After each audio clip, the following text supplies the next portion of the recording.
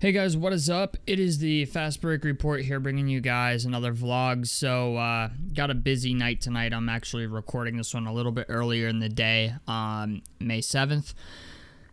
Oh, I didn't get to see most of last night's game 2 of the Pacers and Cavs. I was watching it at the bar as much as I could because they did have it on.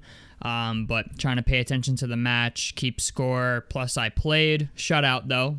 Boy shut his opponent out 3-0. So it went rackless, by the way. If you're in the APA, you know what that means. So had a really good match, but last night's game did not look good from what I did see. In the first half, things just did not seem to be going well. Early in the game, we got out to like a 7-2 lead, and then by the fourth quarter, I was not very confident. I saw most of the second half, mostly because the first half I wasn't really concerned much with. I was like, it's not really how you start the game that matters, it's how you end it. And last night was the epitome of that, okay? I got a lot of thoughts on the stuff that I did see. First of all, okay, I don't like to complain about the refs a lot in games, okay? I really don't. But Donovan Mitchell taking 21 free throws is fucking diabolical work, okay? Like, Jared Allen got 8 free throws, Donovan Mitchell got 21, Max Strus got 2, and Isaac Okoro got 4, okay? That is 30-plus free throws among 4 players. All right, that is fucking insane. I mean, like, I'm not even kidding. Like, I'm not joking. Every time I felt like I put my head down to look up at the fucking television screen that the game was on, Donovan Mitchell was on the floor or at the free throw line. One of the two. I understand that, like, Cleveland was shorthanded this game, and they wanted to try to keep it competitive. So, yeah, Donovan Mitchell, I think, went off for, 48 points? Yeah, had a game score of 38.1. Donovan Mitchell played a hell of a game. The problem is Donovan Mitchell was almost enough to beat us by himself. I had a lot of problems with this game from a Pacers perspective. The first being our 2 stars, okay? In the first half, okay, and in the entire first half, Tyrese Haliburton took 1 shot, okay, or no, he took 4 field goal attempts, okay, in the first half. Pascal Siakam only took 2 shot attempts in the first half, all right. In the second half, Tyrese Haliburton took 7 attempts, and whereas Pascal Siakam took 6 attempts. But I can remember in the first half, it was like by the third quarter, okay, Haliburton didn't take a single shot in the third quarter. Haliburton only took 1 shot in the first quarter. A majority of Haliburton's shots came in the fourth quarter. In the fourth quarter alone, Haliburton had 11 points. Aaron Nesmith had 7, and Benedict Mathurin had 6. The thing is, okay, Haliburton won the game, but 11 field goal attempts from Haliburton, 8 field goal attempts from Siakam is not what I'm looking for in the playoffs, all right? It's just not. With the amount of money these dudes are getting paid, I get that Haliburton did win us the game on a game winner, but this is a game where Cleveland was undermanned. Mobley didn't play. DeAndre Hunter didn't play. Who else? Darius Garland didn't play. This was a game in which we should not have... It just should not have come down to the last shot. That's my problem with the whole thing. Like, we were down 7 points with less than a minute left in the game, and we somehow managed to win the game. As heroic as that is, and great of a storyline as that is, that's not the type of situation I'm looking to be in against a team that is significantly undermanned in a playoff series. Yeah, we're up 2-0. Do I think we're going to sweep them? Probably not. Do I think we win the series now? Absolutely. I feel like there's no question that we win the series now. I don't want to count my chickens before they hatch, but being in a 2-0 hole, and if you're Cleveland, you're going on the road, it's a very, very hard hole to get out of. But Andrew Nembhard had 8 turnovers in this game, which was not good. But Andrew Nembhard did have a double-double of 13 assists and 13 points. He also had 5 personal fouls. There was a couple situations in this game where specifically Donovan Mitchell at the end of the game threw an elbow at Aaron Nesmith, and I'm very, very shocked it was not called a flagrant foul.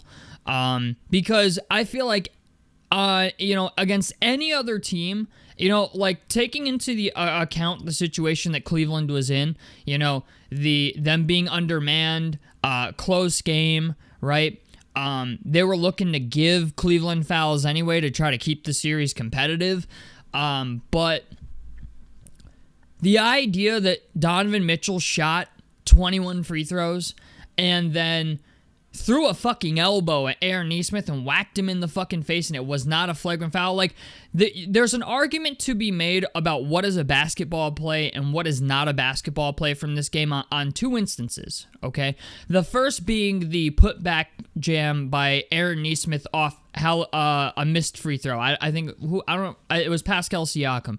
Pascal Siakam missed the free throw, and Aaron Nesmith ran right down the lane and yammed it over. He did a putback slam, but Donovan Mitchell ran behind him and tried to get him and ended up fouling the shit out of him. How Aaron Nesmith didn't get a foul out of that was beyond me. But then literally 30 seconds later, Donovan Mitchell gets the ball and throws an elbow in the face of Aaron Nesmith and somehow doesn't get a flagrant foul call. I understand that the NBA tries to keep viewership up. They try to keep the games as competitive as possible because they want the ratings, right? They want the TV viewership. They want the ticket sales from extra playoff games. I understand that, but this game seemed egregiously beneficial to a guy like Donovan Mitchell. And yeah, there are instances where Donovan Mitchell legitimately got fouled. But there were moments in this game where, to me, it just became blatantly obvious that it was okay, it's Donovan Mitchell versus the fucking world, and we're just going to give him the greatest whistle we can. I mean, 21 free throws is fucking insane. I understand it's been a physical series. These past 2 games have been very physical. But when I looked at the box score, I was at the bar, and Willie, my teammate for Pool League, I was like, bro, Donovan Mitchell had 17 free throws. Every time Donovan Mitchell would touch the ball, we were fouling him. It didn't matter what we did, he was going to the free throw line. And I finally said to Willie, I'm like, fuck it. He's got 17 free throws, just foul him again. Give him 2 more. Here, by the time the game was over, the man had shot 21 free throws and made 17 of them. Jared Allen was very impactful in this game. Miles Turner had himself a game. Aaron Nesmith had himself a game. Haliburton really shorted up in the 4th quarter. Nembhard, he had a double-double, but I'm not going to lie, man. 5 of 13 from the field is not good. 0 of 4 from 3 is not good. 8 turnovers is not good. 5 personal fouls is not good. He did get the double-double, which helps, but a lot of negative in that box score for Andrew Nembhard this game. Playoff Drew is a legitimate thing. And there was even off the rebound, Tyrese Haliburton missed his own free throw and got his own rebound. And when he got the rebound, I was like, bro, Nembhard is wide open. But Tyrese Haliburton decided he was on different time. All right. He was like, yo, I make the bread around here. I'm doing it myself. And underrated observation here. But shout out to Rick Carlisle for not calling a timeout and letting Haliburton go to fucking work. All right, because as soon as he rebounded the ball, I thought for sure Rick was going to call a timeout.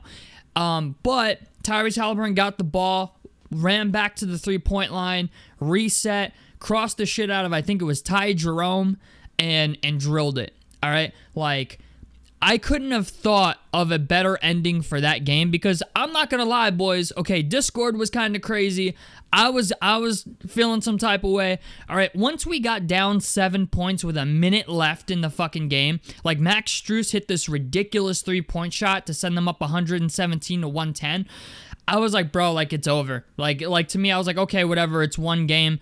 But I was very disappointed because I can remember feeling like, yo, every fucking time we play a team that's undermanned or is just bad, we take it for granted and we fucking lose. And it was a narrative in my head that I'm just like, yo, like, the narrative is still true to this day, right? I'm like, it's still true. It was true in the regular season, it was true last year, and it is true now that every time we play a team that's undermanned or bad, we take them for granted and play like shit. We still played like shit, but we managed to win the game. And you know what? It's going to be what it's going to be, but the game is over. I'm just glad that we won it. Siakam, I expect more out of Siakam going forward. Siakam's a guy that has been very, very consistent. Uncharacteristic game for him to only take 8 shots and only score 12 points with 6 rebounds and 4 assists. But Siakam needs to be more involved in Game 3, especially at home, and I think he will be. But one guy I do want to give some kudos to is Ben Mathurin. Ben Mathurin showed up in this game. Like, he had 19 points, shot 6 of 10 from the field, 1 of 3 from 3. It's 33%, but it's only 3 3-point shots. I'm not going to make a big deal out of it. 4 personal fouls sucks, but Mathurin, without Mathurin in this game, like if we were in the same situation last year, if we didn't have Mathurin in this game, we wouldn't have won. You know what I'm saying? Like, this is one of the few games where you can look at what Benedict Mathurin did and say, thank God we had him. He shot 6 of 6 on the free throw line. Dude got to the free throw line 6 times. And in these last 2 games, specifically, it seems like Benedict Mathurin is, you can just see it. You know what I'm saying? The playoff experience is helping him. You can, like, I know it's incremental, and it's, in some ways, you just have to see how he's carrying himself in a way. But Benedict Mathurin, like, you can tell, like, his intensity. Like, he's locked the fuck in. You know what I'm saying? Whereas a lot of times I watch Benedict Mathurin, I feel like I'm just watching a dude play ball. You know what I'm saying? Like, a lot of times when I watch Benedict Mathurin play, I feel like I'm watching a guy go out there who's a good basketball player, but he's kind of just out there to be out there. When he is locked in, he is a great player. He's a phenomenal basketball player. So I'm hoping that we get more of that because without Mathurin in this game, we would not have won it. Like, I'm telling you right now, 19 points off the bench, 6 of 10 from the field, 6 of 6 from the free throw line. That's a big deal. He was a +8. You know, I'm not a huge fan on box plus minus, but he was a +8 in the box score. McConnell, kind of quiet this game in the 13 minutes he played. He had 4 points, 3 turnovers, which wasn't good. Obi Toppin shot 50% from the field, 1 of 3 from 3. He had 7 points and 2 rebounds. Once again, though, interior defense was a problem again this game. Just as Game 1, it was an issue. In Game 2, it was once again an issue. I remember going into the fourth quarter and looking at the matchups, and I'm like, bro, they scored like 48 points in the paint compared to our 24. Because we were settling for jump shots. I'm just going to call it what it is. In this game, we were settling for 3-point shots. But by the time the game was over, okay, by the third quarter, the point in the paint difference was 48 to 24. All right? By the time the game was over, the fourth quarter alone, the point in the paint's difference was 56 to 50. We scored a majority of our points, almost all of our points in the paint in the fourth quarter. So it was a good comeback. We kicked their ass in fast break points. You know, the biggest thing here was, second chance points even up until the fourth quarter was an issue. But you know what? The Pacers are a tough and gritty team.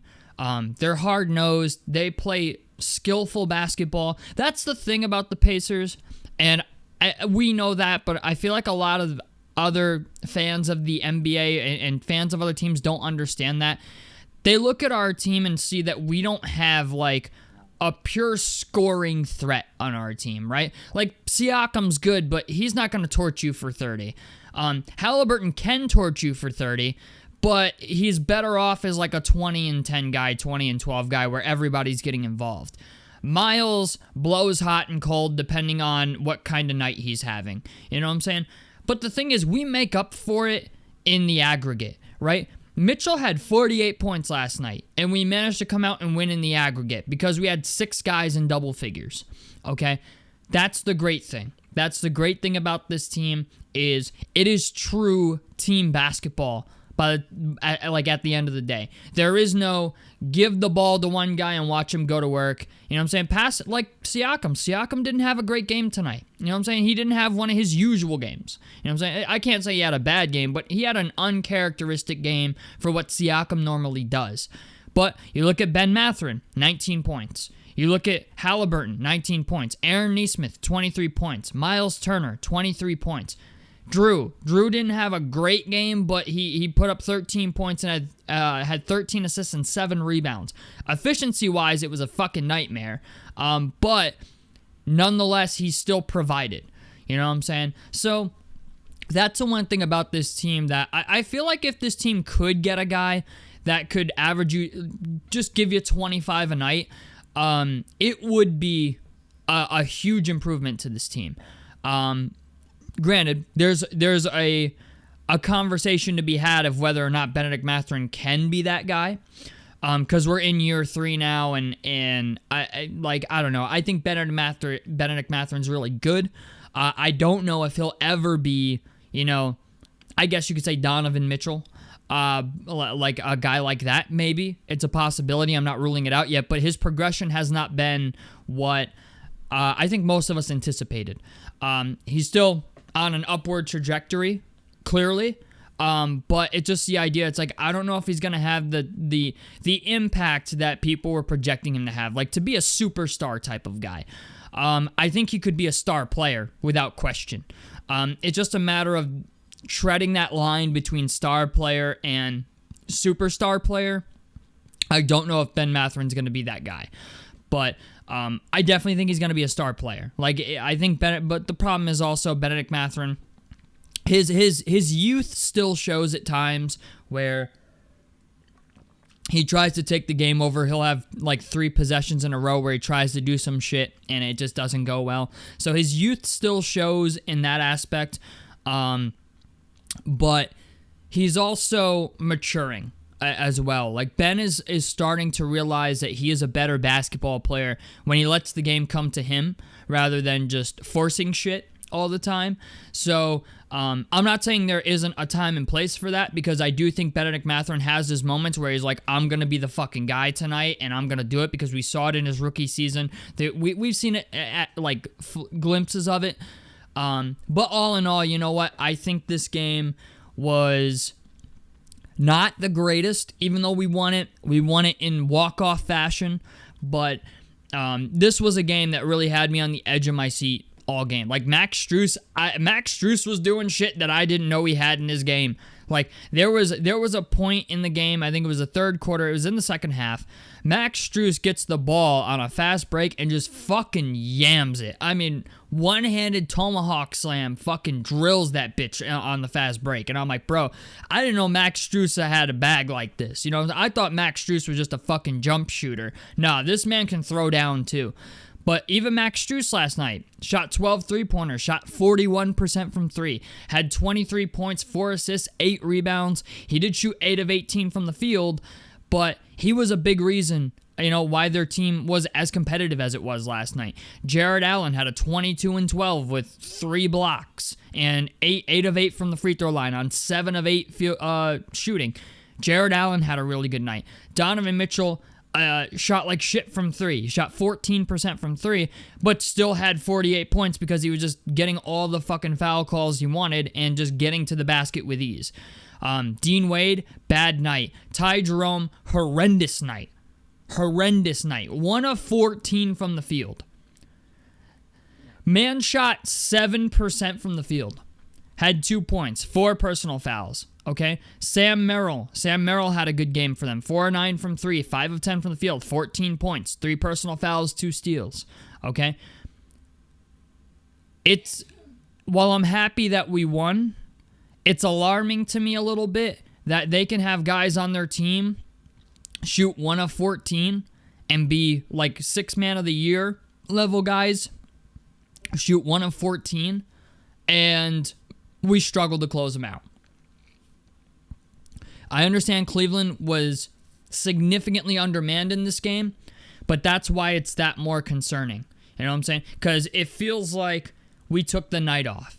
It feels like we were like, okay, we're playing a Cleveland team with no DeAndre Hunter, no Evan Mobley, right? No Darius Garland. And I feel like we took it for granted. We cannot take these games for granted. Very happy that we won. I was ecstatic. You guys should have seen me at the fucking bar, man. Like, I was watching it. I was at my table with my team. I was the only one watching the Pacers-Cavs game, I think, in the entire bar. And Haliburton made the 3, and I was like, I must have yelled, "Get the fuck out of here," at the top of my lungs. Like, everybody looked at me at the bar. Like, I shouted, "Get the fuck out of here," like, so loud. Like, it just was. That's gotta be top 2, I would think, in Pacers history for, like, greatest shots ever. Like, Reggie's 3-pointer against the Bulls, against Mike, has to be, I would think, number 1. Haliburton's 3 last night to close the game against Cleveland has to be, I would think, top 2, top 5 at least. Top 3. That's easily, at least since I've been watching the Pacers since 2010. And like really decided to become a fan. That is easily probably, I think, the best shot I've ever witnessed. As far as being a fan of the team and, like, what's riding on it and stuff. Like, if you don't win this game, winning the series becomes a more of a question mark than it already was. And just the fucking, like, everybody's making the memes of, like, Tyrese Haliburton doing the balls, like, big balls celebration, but to do what Haliburton did, yeah, takes some stones, man. It takes some stones, like to get your own rebound and to not pass it out and just say I'm doing it and then fucking do it. You know what I'm saying? Like, that takes a level of confidence that I really wasn't sure Haliburton. Like, I can't say I'm not sure that he had, because I know he's done it in the past, but to start this game, Haliburton was incredibly passive, so, or at least wasn't as intense as I expected him to be. So the idea that he was like, yeah, I'm taking the last shot, I was like, okay. Like, even if he missed it, I would be like, I can respect it. Like, you're the franchise guy. We build the team around you. You get paid the most amount of money. That's what you get paid to do. You know what I'm saying? Like, that's what they break that check off for you for. You know what I'm saying? That's the whole reason they give you the perforated edge. So I'm like, all right. I even if you would have missed it, I'd have been fine with it. I would have not been happy with the game still. Obviously, even with the win, I'm not super happy with the game. But it's just the idea. We won it. It's over. It's behind us. The next 2 games are in Indy. I expect the game. I would love to fucking be there, man. I would love to go see this series at Gainbridge Fieldhouse, because that place is going to be fucking bonkers. Like, I can only imagine how the Fieldhouse is going to be these next 2 games. But I can't wait. I can't wait to watch it. I think these next 2 home games are going to be electric, to say the least. But good game. You know what? Good game from everybody. I'm glad we won, because it's hard to have confidence. I'm not gonna lie. It's hard to have confidence when you go down 7 points with a minute left in the game, and you find a way to win. So tell me what you guys think about this down below in the comment section below. A like helps me out. Subscribe if you guys want to see more on the Fast Break Report. And I'm out of this motherfucker. Peace, guys.